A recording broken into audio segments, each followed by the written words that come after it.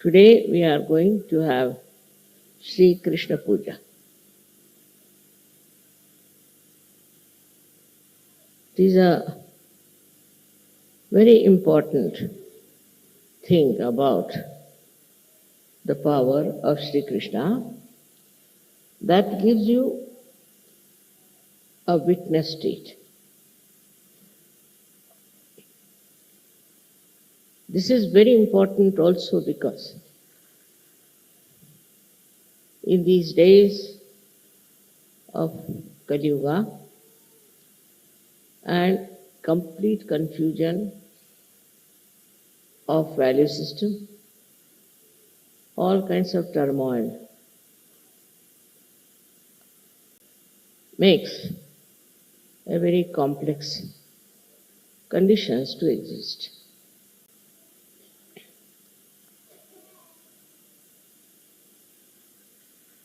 The state of witnessing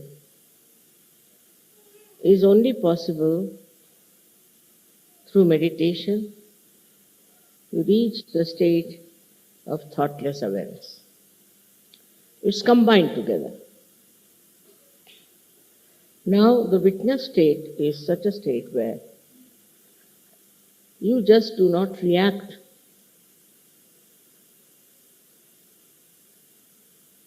If you react, then the problem starts.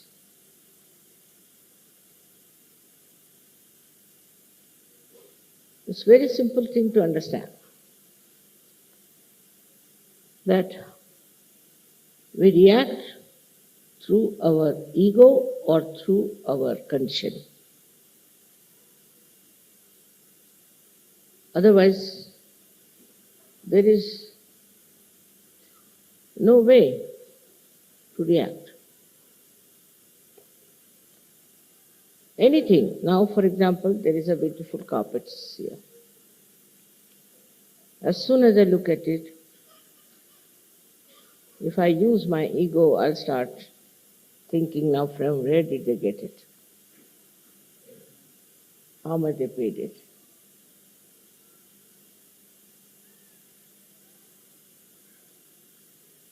This is the first reaction. Then you can even go further with it. Anger can come in. Why did they bring such a nice carpet? What was the need to put it here? Goes on like that, one after another. Now in my conditioning, if I see these things, I would say that this color is not suited for Krishna Puja. They should have had another puja, another color for this Krishna Puja. So this kind goes on from one to another to another. But that means this conditioning is built up within us. All our problems of our conditioning are really horrible. For example, racialism. We have racialism. In America it's very much more, you can feel it. Though they don't say, but if you go, say, from Italy, you feel it. If you go from India also, you can feel it. Now, why this racialism? What is the reason? Why do we react to this kind of horrible hatred for another community or another color, which is only skin deep? Now, with rationality, you might be able to explain, oh God, these people, they are absolutely useless, or they have come to our country and are just troubling us. All these conditionings are there. But if you see, when they talk of immigrants, The Americans must know they are immigrants, all of them. America never was their country. And they threw away all the other red Indians, took away their land, and very nicely they are the owners of America. But the reaction is those who are not white complexion, they are all to be condemned, tortured. Now, if they are by nature violent, then also this conditioning of violence comes. Then they start killing each other. They have killed ruthlessly so many people, thinking that they have a right to go into any country and kill everyone and take the land that is not their own. Actually, land doesn't belong to anybody as such. But nobody has a right to go to some land and try to occupy it and throw away the people who do not belong to that country. Yesterday was the Independence Day of India. And I've seen the flag going up, our national flag, and the British flag going down. All that has happened after so much of struggle, so much of sufferings of the people. Because they came to India, landed nicely there, and became the masters. So, this is also a kind of a conditioning that comes in a collective way, that you go into anybody's country, throw away the people from there, or sort of occupy that place and become the masters. It's like going into somebody's house that belongs to somebody and throw away the people who are inside and nicely settle there as the owners and the masters. Because they have better intelligence, perhaps the cunning more in them. With that cunning, if the white people think they can rule the black people, is not where you can develop a witness state. Can you take the baby out? Why is she crying?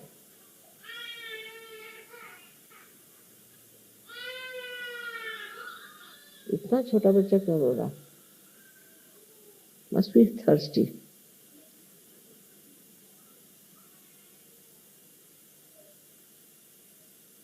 All right.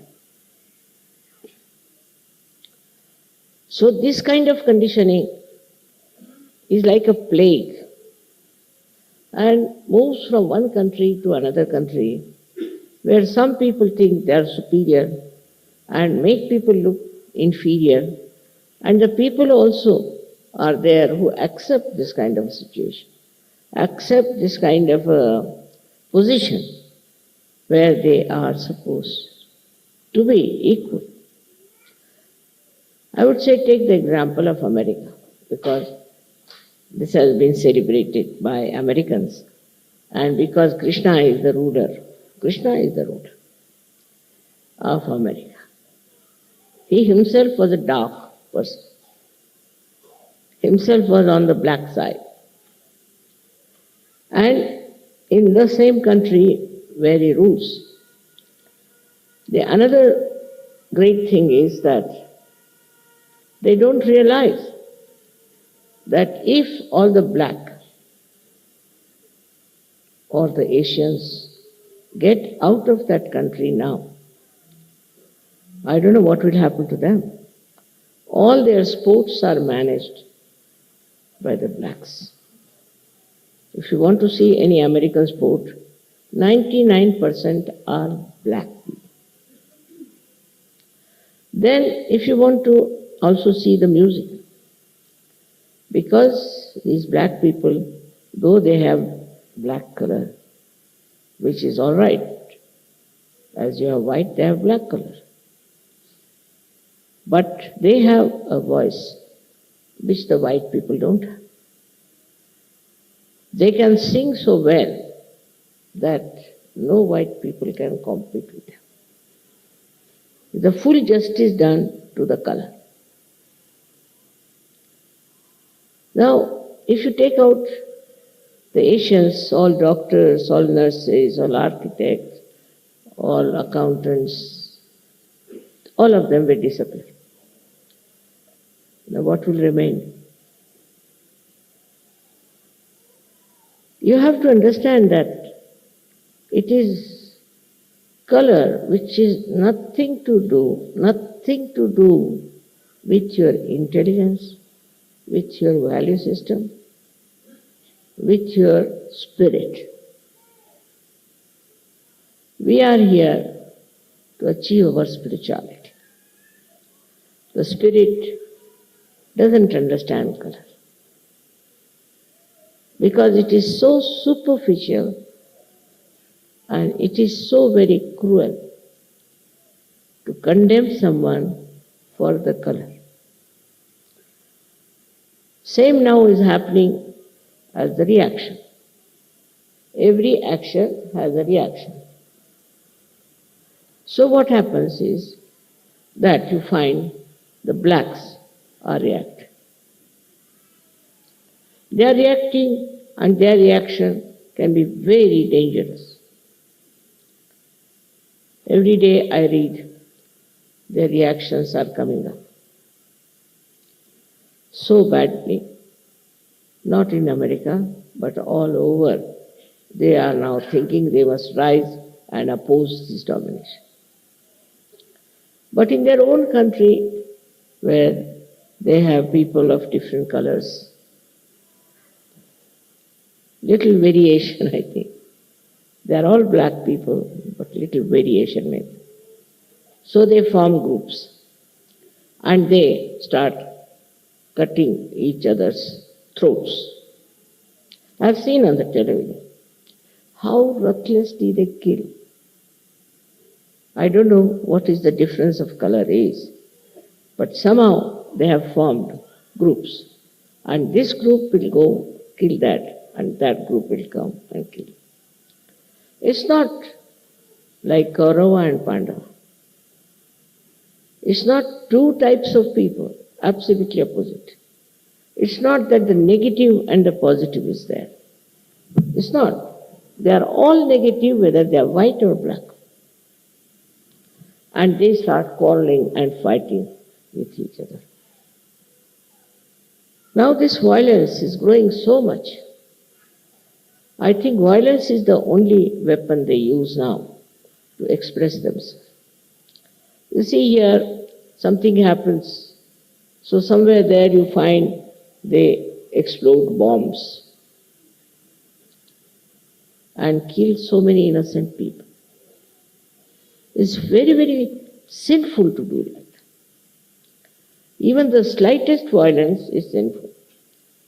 And this kind of a violence, in the eyes of Sri Krishna, are absolutely to be punished very badly. Now this comes through ego. You think because you belong to one clan, another clan you can kill. Or something like that. A funny idea into human mind comes in, and you decide that you have a right to kill another person. One may say this comes from hatred, but hatred is an outcome of ego. When the ego starts acting, it collects all these things, like hatred, also possessiveness, anger, violence. All these starts coming out of the ego, which actually blinds the person. You become blind to the fact that there is no need to have violence, No need to hate someone, no need to kill anyone because of this ego that is there. Now one may say, Mother, how does this ego build up in a people? Of course, mostly it is due to the actions. Also it is due to the conditioning. If the child is told from the childhood that you should hate these people, they are to be hated, they are wrong people, they are bad people, they just start doing that. When they grow up, they start showing that hatred is now like a cactus, growing very big and is killing others. There's no justification for this kind of a behavior by human beings. If they are human beings, they have to have human qualities. And that is what is possible only if we learn how to just witness and not to react. For example, you see two cocks are fighting. You enjoy that. Two cocks are fighting, people are enjoying. One cock dies, they are very happy. As if the one which died had killed his parents or did something like that. Very surprising. Now in Spain, even now, there are these bullfights going on. Every year, 6 bullfights every year. And the hall contains more than 10 times more than we have here. And is always full. And now the women have taken to fight the bulls. Now if the bull is not killed, they allow the bulls to go on the street and kill people. This kind of a violent enjoyment is still lingering into the minds of the people. It is so sad to see people who are now talking of humanity, talking of peace, talking of joy, are still enjoying these violent acts. Either they are doing or they want to watch.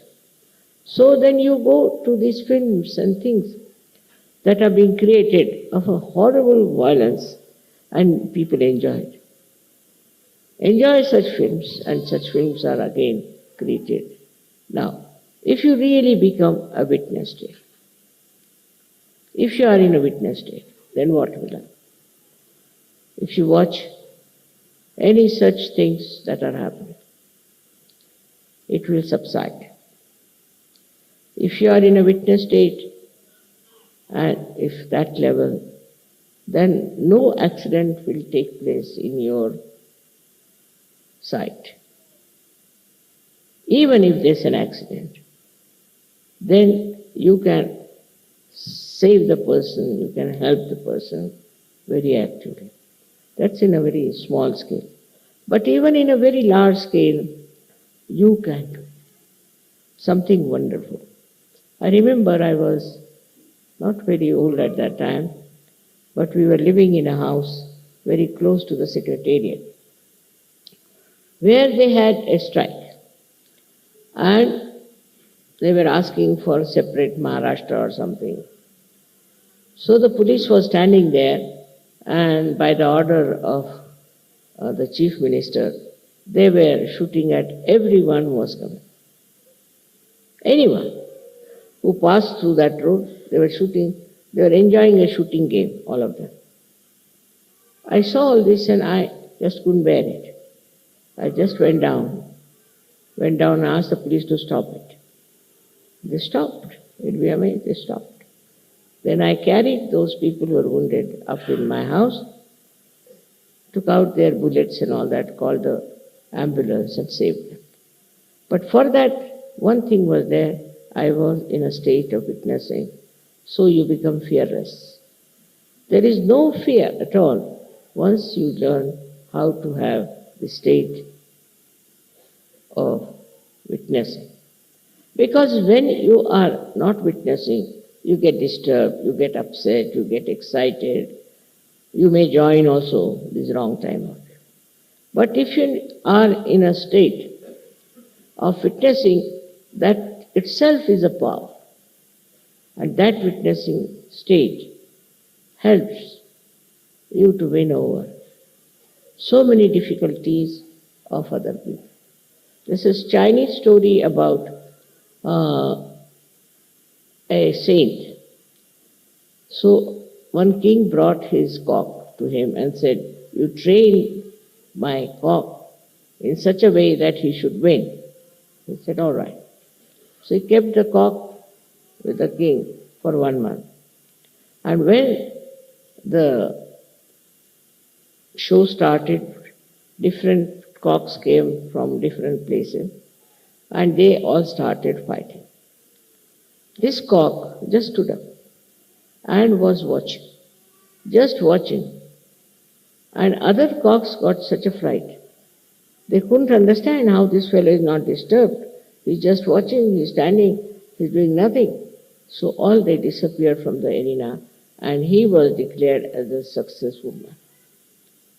So this is the best way to bring non-violence. In violent places, you go and stand steadily there, facing all the things that are happening. And that witness state acts and stops that kind of a violence that is going on.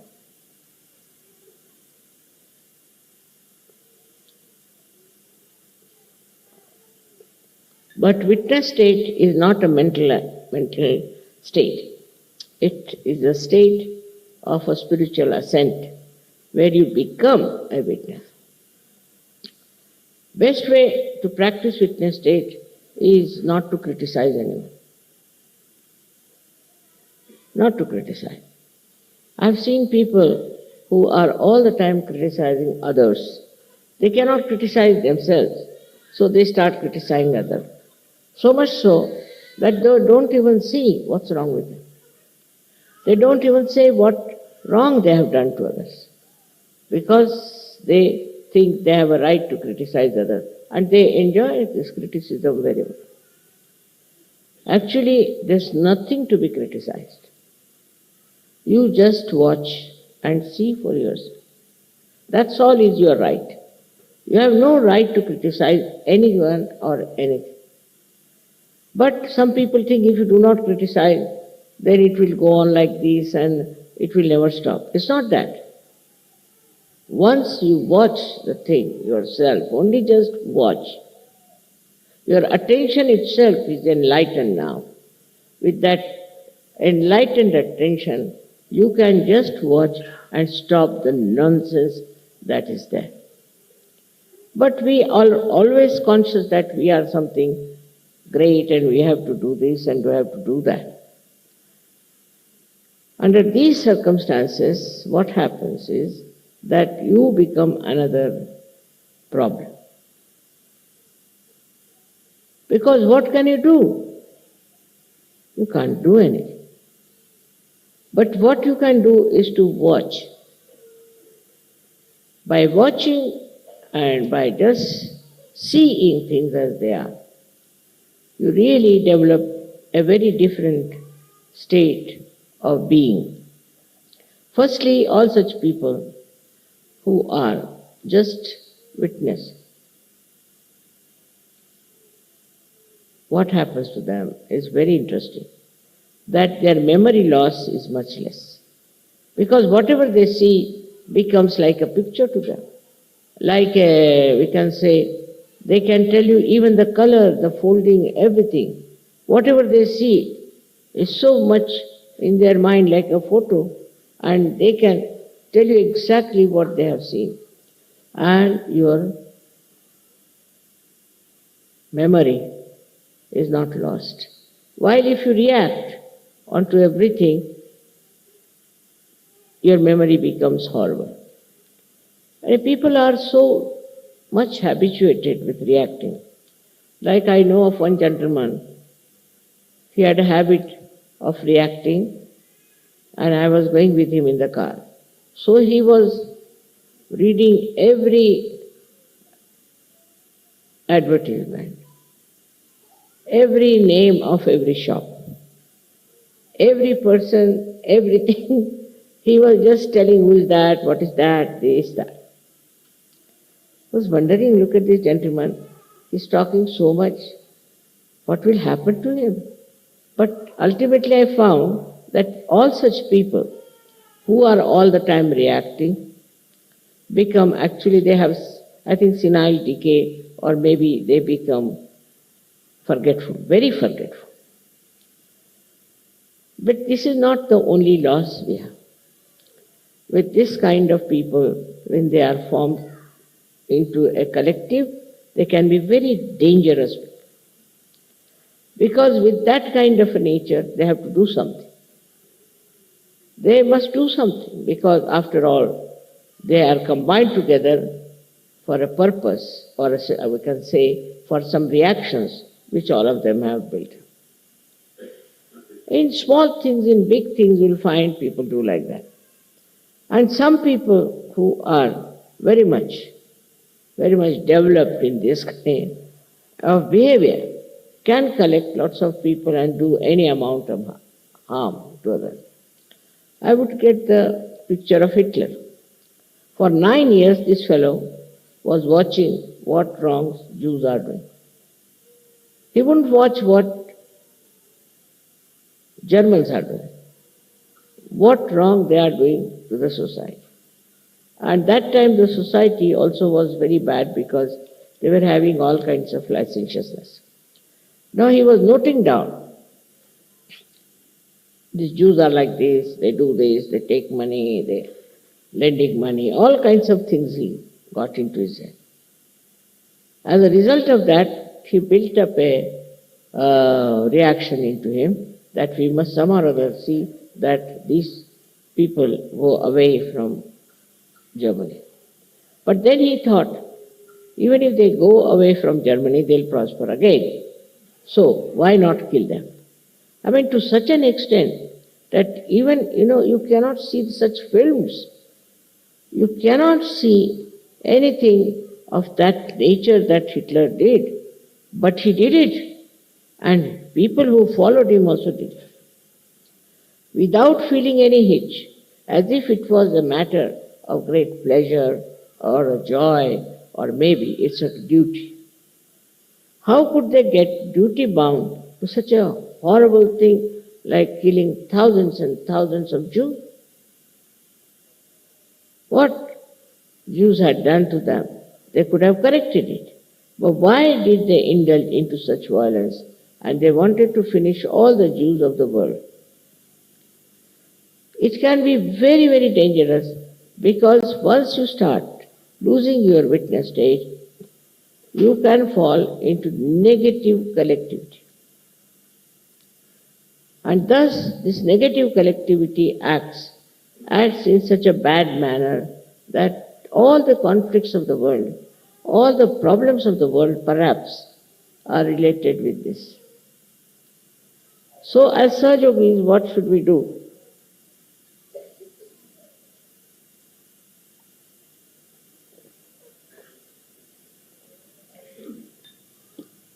We should not react. We should not react. If you see something wrong, all right, you meditate on that. You meditate. If you find anything wrong happening, all right, meditate on that. If somebody is unkind to you, at that moment, do not react. Afterwards, when that person is quietened, you tell him or tell her. Because at that time, when he's so volatile or she's volatile, if you tell, nothing will happen. Gradually, I don't say always you can win over such people, but gradually you may be able to make them understand that it's wrong. It's wrong to do things which they have been doing. In a way, you see, the reaction to anything which is stupid also can be very self-destroying. Like some people have built-in reactions, like you have seen this Mr. Clinton behaving. I mean, you can't understand a man of his stature, of his level should have such reactions. But must be from his childhood, or I don't know how he built it up. Now he is in trouble. Very shameful. This also is, I think, perhaps comes from a very great indulgence into reactions. Why should you react to a woman? I can't understand. Or to a man. And this is one of the biggest problems of today's culture, especially in all the developed countries. That all the time men are looking at women, women are looking at men. For what? Perhaps they look at women because they want to see how many women are looking at them. Or they look at men perhaps, maybe that how many men are looking at them. Why? Why is this happening? Because they have some inferiority complex in them, or that they want to attract the attention of everyone. I mean, horrible things are done these days to attract the attention of others, to get the sympathy of others. I mean, if you see the level of your awareness, where it goes, you'll be amazed. Like they say, one lady killed her 8 children just to get sympathy from others. You think of such horrible things people are doing. Now, if you want others to have reaction, you do this. That you want others to see you or to react to,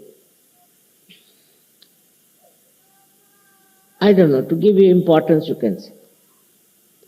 But what's the use of such an empty importance? But people are seeking. And it is a very common disease of modern life. All the time, how you should look, how you should appear, how you should walk. Everything is so stupid and wastage of energy. God has created human beings very, very different. None of them are copies. No. Even in the nature you find the leaves of trees. They are so unique, you cannot match them with another tree. So that's how human beings are created, differently. They are made like that. One has to accept whatever you are is all right. Why do you want to look like another person? This kind of reaction is extremely stupid, I think, that we are spoiling our energy and life for something absolutely worthless. Now, you being Sahajyogis, your worth is great. You have come here to emancipate human beings from these silly ideas and foolish ways, the way people are behaving. I don't know whom to blame, but suddenly our attention has become very diversified. Our reactions have become very, very funny. One doesn't know why people react like that, and then why do we worry about what people react? All these things are not only on individual level, but also on a collective level. As a result, you see, new kinds of value system has been created. Now for a mother, say for example, she'll boast of how many men are running after her. Or she would think she's a great actress. I don't know what they think of themselves. And the way they talk about themselves is something surprising. If she is a mother, she has to be a good mother. And she has to look like a mother. But they are so much engrossed, or they are so much standing on the basis that they have to be extremely attractive, they have to be the queens, or I don't know what a position they want to have. Same with the men. You see, if you have something within you, if there is any quality within you, is there anything that can qualify you as a great man, it will be showing. You don't have to advertise, you don't have to pamper it, nothing. It will be showing. So that indifference, if you have towards the public opinion, I think you can achieve a lot. Most of the frustrations will disappear. In Sahajyoga also I have seen people want to show off a lot. I know who does that. But they should know. Once you do not react to outside, you will start reacting to inside, and introspection will start properly. When you see yourself, you'll be amazed how admiring you are, how happy you are. Now, if you go beyond that a little more, then you don't think about these things. You just become thoughtless, and you just stand up as a person who is respected, whose company is wanted, who is loved, and who is cared for. So one should not worry as to what people react, what they say about you, what they think about. You should just introspect and see for yourself. After some time, you don't need even introspection.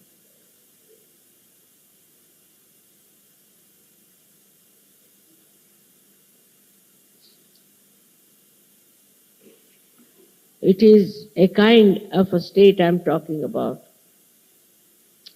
where Shri Krishna told Arjuna that I will not fight. So in between me and the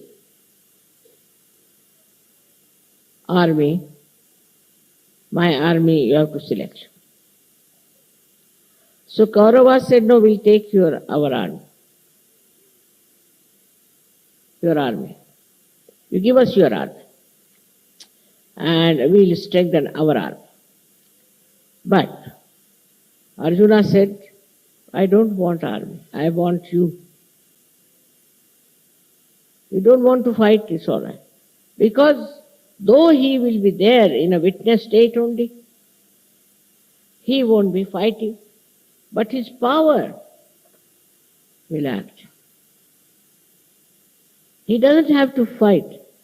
He doesn't have to do anything but his own power, which is outwardly is silent, but will act, and that is how we will win the war. So this power of witnessing, you all should develop. Try to develop it. That when you are reacting, stop reaction. Stop reaction about everything. You will be amazed. You will find yourself a very, very powerful person, in the sense you will have no ambitions. You will have no desires. You will have no special fondness or anything. But just you are witnessing the drama. It's very interesting to witness also, because then you understand the humor behind everything. You understand the stupidity behind everything. You understand also how people have been so violent, and you just laugh at it. Don't get upset, excited, nothing. Just laugh at it. After some time, you'll be amazed. Your witness state will increase. And when in the collective, all of you have that witness state, you can do wonders without doing anything, without saying anything, without acting. Only your presence itself can work it out. I don't say that it will have effect on everyone. No, can't say. But most of the people, any person who is in that state, he is the one who brings peace. He brings joy. I'll tell you a story of a Sahajyogi who was going to another island. He was living in an island for Sahajyoga work. And he found the whole sky was covered with very black clouds, thundering clouds. So just looked at them like this. And he said, wait till I come back. I'm going to do mother's work.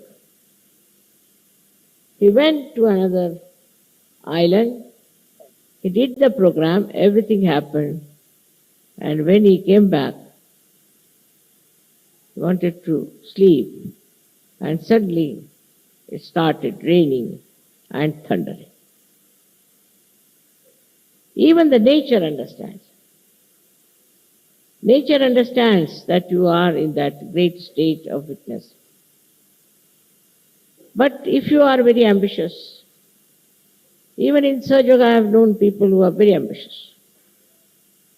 They want to become leaders, I don't know what else. Actually, it's all a myth. All mythical things they want to get to and worry their heads about mythical things. Once you learn how to witness, you will know the myth, you will know the absurdity, you will know the Maya. So to overcome the problems of personality, the best thing is to witness. Practice witnessing. Everything. Before talking, practice witnessing. Before giving any comments, just start witnessing. It's a very, very satisfying attitude. In Shri Krishna's life, the greatest power he was a witnessing personality. Without doing anything, without taking a sword in his hands, without talking about fighting,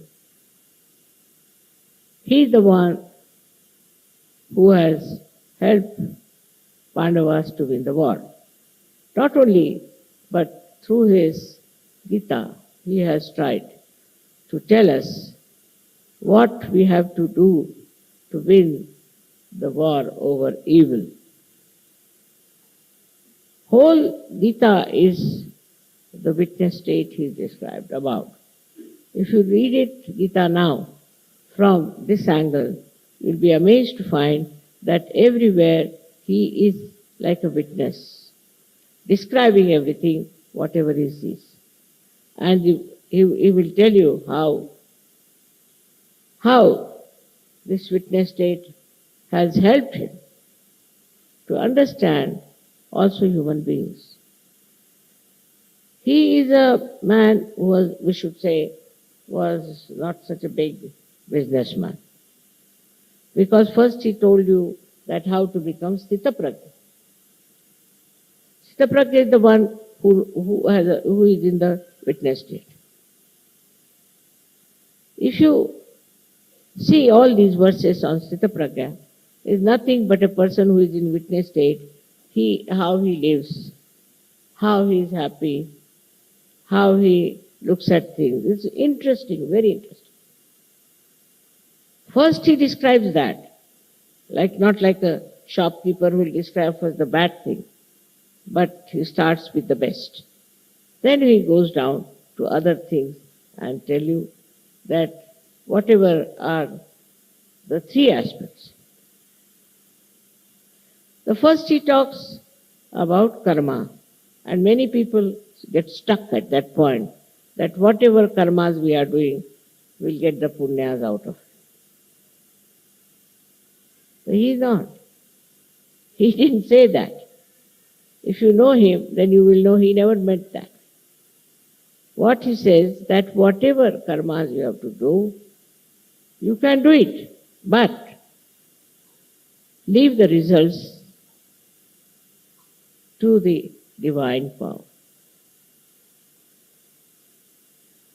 Results are from the divine power. Now maybe that some people think that they have got money because they have done good karmas and start doing all kinds of bad karmas with that money. He didn't say that. He said, leave the results to the divine power. Because divine power knows best what is for you. And so, if you think you have done something good, you have served somewhere to the poor, you have done something really good for the women or anything, the result of that, you leave it at the feet of the divine power. Means that you don't build up an ego for whatever you have done. So very well he has written this, but to understand him, one should have again the witness state to see what he has written about karma. Then he has written about jnana. Jnana means where you know. But that doesn't mean you go on reading books, never. Jnana means to know what you are. That means you have to be a Sahajyogi, by which you know so many things through vibrations. Jnana doesn't mean reading books. By reading books, you become more ignorant. So jnana means that you must know yourself. If you do not know yourself, you do not know anything. So it comes to that you must get your self-realization. You must know yourself. It's the second thing he has said. Lastly, he talks about bhakti. Bhakti is devotion. That too is another trick of Sri Krishna, the way he described bhakti. Now you find people on the street, Hare Rama, Hare Krishna, singing. In one word he is concluded, he says you must do ananya bhakti. Ananya means when there is not the other. That means when you are submerged yourself into the divine. You are one with the divine. Then you should do bhakti. Otherwise, I do not accept. Says that if you give me some leaves or some fruits or some flowers, I will accept. I will accept. But for him, the real bhakti is only possible when you become one with the divine. Otherwise, it's just a show. So, the third bhakti part also comes after self-realization. Now, in the bhakti, you see, there is no what the value is and how much you paid for it and how you bought it is not important. For that, and a great example is of Sri Rama when he went in the jungles. There was an old lady from the scheduled caste, means she was one of the Billini, as they call it. These people live in the jungles. So she brought some berries and offered it to Sri Ram. And she said that I have tested all of them and they are not sour. All of them I have tested. Now after testing something in India, people call it, it's become not to be eaten. I mean, we cannot taste something, give it to somebody else. Not done according to Indian culture. But Sri Rama took it. He took it as a what? Beautiful fruits. I have never eaten such fruit. So Lakshmana got very angry. Said, you stupid woman, you have eaten these fruits and that's what you are giving to Sri Ram. Why did you do that? So Sita was watching. So she asked him, why don't you give me some of these fruits? He gave. She said, my God, what nice fruits these are. I have never eaten such good fruits. So then Lakshmana also, his temper came down and he said, can you not give me some? He said, why? You were so angry. Why should I give? So ultimately, she gives him that fruit. So what did he see in those fruits? Was the love. The love of this old lady living in the forest. Her love, which was important. So when you want to give something also, it is your love which is important. Not how much you paid, what value you have spent, nothing. It's the love with which you do it. And that love should be evident. If such things can happen, even with Sri Krishna, the same thing happened. He went to, they called them Hastinapur in those days, where these Kauravas were ruling. And the king was a Duryodhana. And he asked him, you come and stay with us and have food. He said, no, I won't be able to come. He goes to another person, Vidura, who was the son of a maidservant, Vidura. Because Vidura was a realized soul. He was a realized soul. So he went and ate in his house where he had cooked very simple food. Because he was a realized soul, to him, he was the best to have food with. So, your value system should be based on such things like love. Where you can get love, you should be attached to that person. Where you get a realized soul, you should be attached to them. And not to worldly people who think no end of themselves and think that they are great. They may be. But to you, as Sahajyogis, is the love of people which should be respected, should be understood and to be felt. But if you have no witness state, then you will see how much money this man has got, how many cars he has got, what clothes he is wearing. All these considerations will be there. But in a witness state, you will understand that you will get vibrations from this person. You will understand that person is spiritual. And that's how you will stick to such a person. You will not go for artificial things, but a genuine personalities that are there. May God bless you all.